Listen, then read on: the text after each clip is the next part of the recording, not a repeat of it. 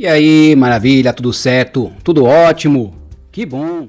Então vamos lá começar a parte 3, Meninos na Educação Física. Lembrando que esta é a última parte e também contém 3 textos, ou seja, 3 capítulos, beleza? Então vamos lá. Capítulo 7, Chutar é Preciso? Masculinidades e Educação Física Escolar, de Maria Cristina Cavaleiro e Cláudia Viana. Vamos que vamos!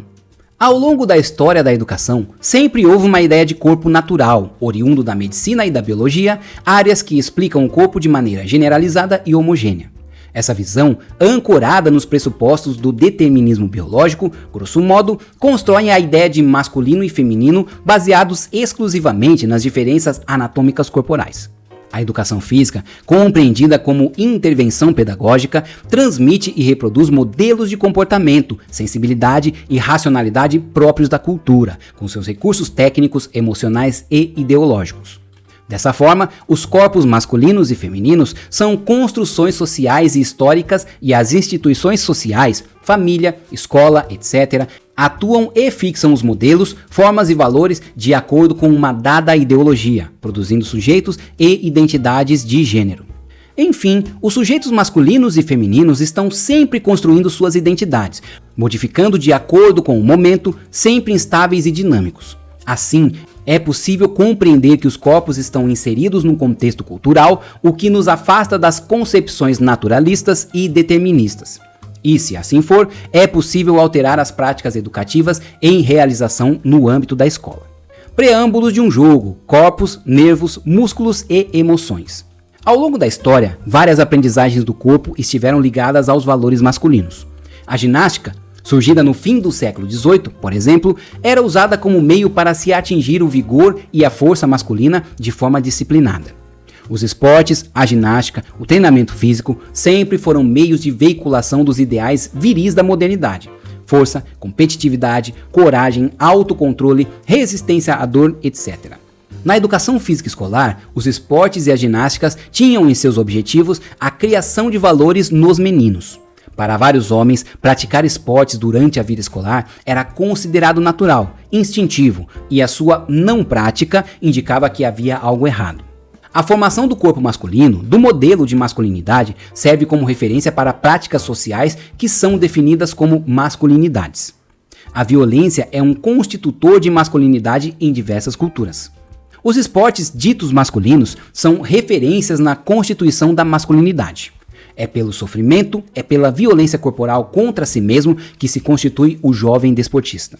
A masculinidade apresenta diversidades e hierarquias. Há formas de vidas masculinas que sobrepujam outras em força, valor e status, e a educação física representa um fator crucial no processo de difusão e incorporação dessas ideias. Nas aulas de educação física, existem comportamentos e movimentos socialmente entendidos como ideais para cada sexo. Dessa forma, essas distinções são naturalizadas e a espera por desempenho difere de menino para menina. Vamos para Mais que um Jogo, quando o gênero se resume às mulheres. A partir da década de 1980, o conceito de gênero substituiu o termo mulher, por se tratar de algo relacionado a aspectos culturais e construções sociais de masculino e feminino, rejeitando o determinismo biológico no uso do termo sexo ou diferença sexual. Dessa forma, podemos perceber o caráter sociológico da construção dos sentidos e dos significados relacionados ao masculino e feminino, podendo, assim, serem transformados, pois já não são vistos como algo inato. No âmbito da educação física escolar, os conceitos e significados das relações de gênero vêm sendo discutidas desde a década de 1980. Dentro dessas discussões está a aprendizagem através das turmas mistas. Apesar de um crescente número nas produções acadêmicas, ainda há uma confusão no entendimento dos termos sexo e gênero. Muitos estudos reforçam a ideia de que o gênero é assunto sobre e para as mulheres. E com relação à educação física escolar, ela ainda se apresenta como campo onde as desigualdades de gênero, sexismo e até mesmo a homofobia algumas vezes prevalecem. Prosseguindo na continuidade do jogo, cenas impróprias, gênero, sexualidade e educação física. A OMS ressalta a referência de sexualidade ao processo de construção das relações sociais, experimentado por meio de fantasias, crenças, atitudes, valores, ampliando a visão que associava sexo exclusivamente à reprodução. Dessa forma, fica claro que o sexo, a sexualidade e o gênero são construções sociais, pois variam de um lugar para o outro. A fisiologia e a morfologia do corpo proporcionam as condições prévias para a sexualidade humana, mas não comandam as formas de expressão e as vivências da sexualidade. As potencialidades se ampliam, restringem ou se transformam somente nas relações sociais. Na aula de educação física, ainda é comum a oferta de atividades corporais diferenciadas para meninos e meninas. Segundo as ideias referentes àquilo que é adequado para cada sexo, a intenção é construir homens e mulheres genuínos. São reforçados os binômios força, fraqueza, coragem, temor, raiva, choro, etc. Onde aqueles que não se encaixam nesse modelo pré-pronto são duramente criticados. A diversidade da orientação sexual do desejo não deveria determinar a classificação das pessoas em diferentes categorias, pois isso favorece a discriminação e cristaliza o caráter flexível do desejo humano. E esse direito de expressão não deve ser confundido com estímulo ou formas de exposição. O que se prega é um combate a agressões, violência, ameaça por conta de certas expressões. Percebemos, dessa forma, a importância de fragilizar a consistência e o poder da masculinidade hegemônica como categoria social homogênea, deixando claro que meninos e garotos são vítimas de sua suposta e real dominação e que há masculinidades dissonantes em seu meio. Vamos para Será possível outro jogo? Diversidade, currículo e educação física. Diverso é aquilo que se opõe ao homogêneo, e a diversidade é um dado da realidade. Na escola, de uma forma geral, essa compreensão implica em reconhecer que o homogêneo é uma impossibilidade humana e social. Nesse contexto, o currículo como prática educativa deve ser visto como algo em permanente construção e que se materializa na escola. Ele é também uma construção social, que se concretiza nos interesses em que atuam e estão em permanente jogo na escola e na sociedade. Assim, o currículo pode ser entendido como um conjunto de ações que cooperam para a formação humana em suas dimensões constitutivas. A partir disso, infere-se que o currículo da educação física escolar imprime uma identidade aos que dela participam. Aquilo que é trabalhado em aula extrapola aos muros da escola, uma vez que impulsiona o movimento dialético de recriação de um conhecimento escolar para a sociedade, mediante a ação daqueles que compartilham a vida escolar, apropriando-se dos conhecimentos sociais. Assim, refletir sobre o ponto de vista da diversidade significa pensá-lo na construção de uma sociedade que se concretiza pelo interesse, propensão e desejo de mistura com as diferenças, com os diferentes de nós, tendo como base os princípios dos direitos públicos: ser, conviver, participar e decidir sobre as regras de convivência. Trata-se, portanto, de agir sob uma consciência ética, com mudança de valores e ensinar e aprender aquilo que triunfa para uns mediante a ausência de direitos para outros. Enfim, as autoras desse texto defendem a possibilidade de um processo educativo voltado para o convívio e o respeito às diferenças, sem que estas sejam cristalizadas em desigualdades.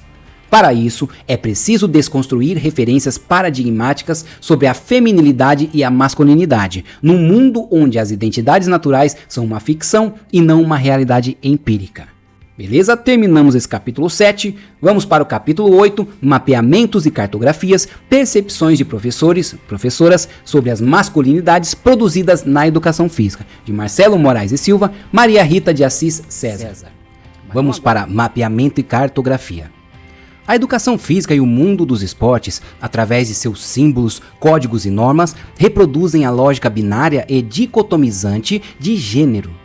Nesse cenário, as masculinidades ganham um destaque especial, uma vez que várias características generificadas baseiam-se num modelo que tem o masculino como exemplo a ser seguido e reproduzido.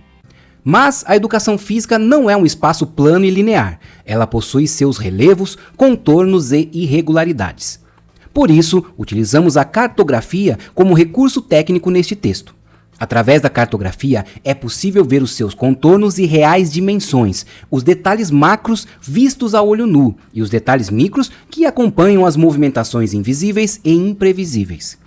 Vamos então à pesquisa, que contou com 19 docentes e teve como objetivo mapear e cartografar as percepções dos professores e professoras sobre as masculinidades produzidas nas aulas de educação física. Prosseguindo, educação física escolar e gênero, as masculinidades surgindo na paisagem. A educação física, na constituição histórica do seu campo de atuação, sofreu muita influência dos discursos das ciências biológicas e naturais na produção das suas normas de gênero. Exigem-se dos meninos potência, força e coragem. Já das meninas, pedem que participem, mas sem deixar de lado a beleza e a graciosidade. Quando perguntados se a escola, a educação física e as práticas esportivas ajudam a produzir corpos masculinos, a maioria dos docentes da pesquisa responderam que sim. As respostas indicam que depende do contexto de aula para que os professores orientem e reforcem os comportamentos masculinos e femininos. Outros argumentos indicam que os professores acreditam que a escola é apenas mera reprodutora de outras instituições, pois ela não participa do processo de produção de identidades. A maioria dos professores considera que existem práticas corporais femininas e masculinas. Entre as consideradas masculinas, foram citadas as lutas, o futebol e o basquete. Já as femininas citaram as ginásticas, a dança, o futebol e o vôlei. Quando perguntados sobre como ocorrem suas aulas, a maioria dos docentes responderam que, em algum momento das aulas, eles realizam a separação das turmas por sexo. A justificativa deles foi que os alunos apresentam resistência com relação às aulas mistas, muito por conta do contato, do rendimento físico e da força. Essas afirmações, no sentido da força física, do contato corporal nas práticas esportivas, evidenciam uma intensa produção de masculinidades nas aulas, pois o comportamento dos meninos é mais agressivo que o das meninas. Esse fato aproxima o esporte a um ritual de confirmação da virilidade.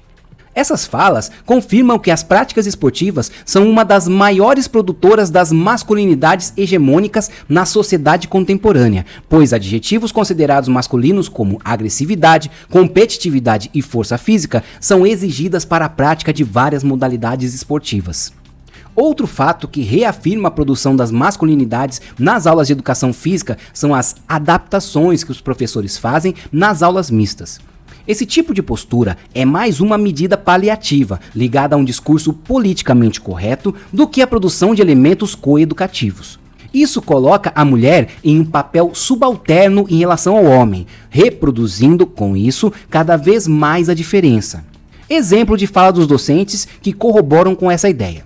Abre aspas, em jogos mistos, crio regras para que elas possam participar. Exemplo, gol de menina vale 3, a bola deve tocar em uma menina antes do gol, fecha aspas. Mas é claro que realizar adaptações nem sempre é algo sexista ou prejudicial. A educação física não precisa ter um modelo pronto e acabado. Fazer essas mudanças e adaptações dependem dos tempos e espaços escolares. Nesse sentido, as soluções e os caminhos devem ser dados no cotidiano escolar, com os alunos e de acordo com as condições de possibilidade de cada instituição escolar. Quanto à dominação dos espaços, muitos relataram que os alunos esperam que os professores façam esse trabalho, e outros afirmam que há uma tentativa maior de dominação por parte dos meninos. Prosseguindo, corpos que escapam, mutações e variações nas paisagens das masculinidades.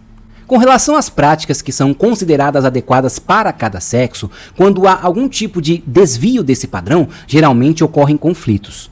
Os conflitos de gênero observados pelos professores não estão ligados apenas às dificuldades em transgredir as práticas corporais consideradas masculinas ou femininas em prol de uma participação de todos nas aulas. Os corpos masculinos que escapam ao binarismo sexual também são tidos como problemáticos.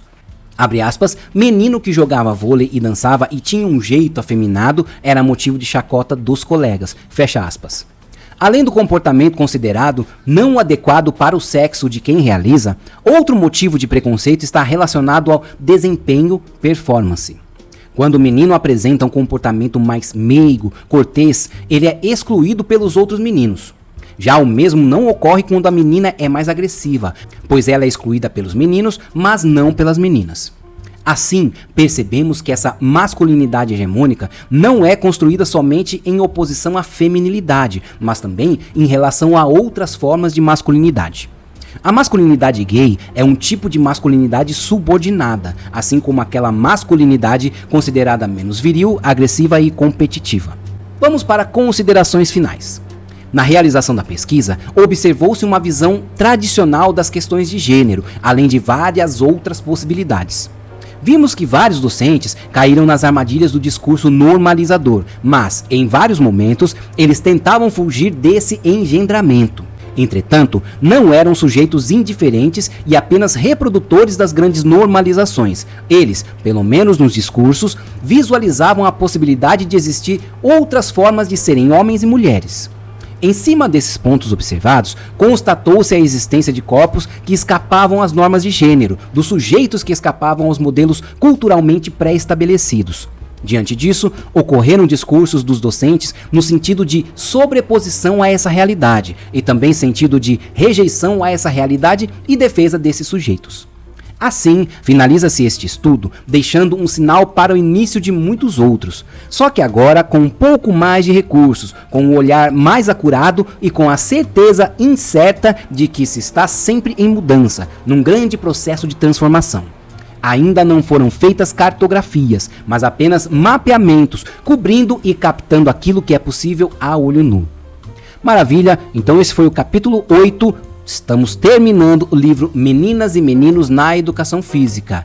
Ainda não acabou, estamos terminando. Na próxima, vamos continuar, vamos estudar o capítulo 9, Masculinidades, quando o brincar é perigoso, e concluiremos o estudo do livro fazendo questões de concurso.